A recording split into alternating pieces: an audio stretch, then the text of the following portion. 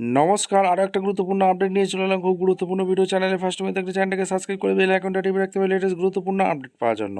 Step two step আজকের আপডেটটি আপনাদের সামনে তুলে ধরছে। আজ কথা বলবো চুক্তিভিত্তিক কর্মীদের নিয়ে। হ্যাঁ, চুক্তিভিত্তিক কর্মীদের নিয়ে কথা বলবো। 55,000 চুক্তিভিত্তিক কর্মীদের ভাগ্য খুলে গেল।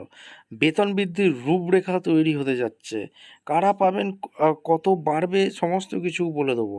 চ্যানেলে ফার্স্ট টাইম দেখে চ্যানেলটাকে সাবস্ক্রাইব করে বেল আইকনটা টিপে রাখতে হবে লেটেস্ট গুরুত্বপূর্ণ আপডেট পাওয়ার জন্য। স্টেপ টু স্টেপ আজকের আপডেটটি।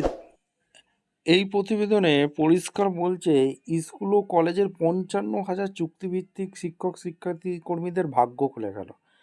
বেতন বৃদ্ধির রূপরেখা তৈরি, বদলি নিয়ে করা নয়া নীতি। আচ্ছা, বিধানসভায় মেগা ঘোষণা দুই মন্ত্রীর। অর্থাৎ বিধানসভায় মেগা ঘোষণা করে দিয়েছে দুই মন্ত্রী। এসএসকে এমএসকে কারা পাবেন এই বিরাট সুবিধা।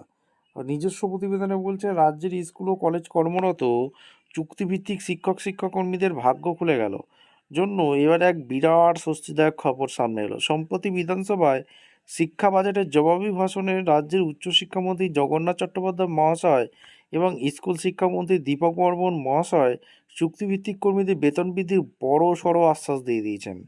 জানা গিয়েছে, স্টেট অ্যাডেড কলেজ টিচার্স বা স্যাক্ট এবং সমগ্র শিক্ষা মিশনের অধীনে স্কুল নিযুক্ত বিভিন্ন ধরনের শিক্ষক ও শিক্ষাকর্মী এই বেতন বৃদ্ধির সুবিধা পেতে চলেছেন। সব মিলিয়ে উপকৃত হতে চলেছেন প্রায় 55,000 চুক্তিভিত্তিক কর্মী।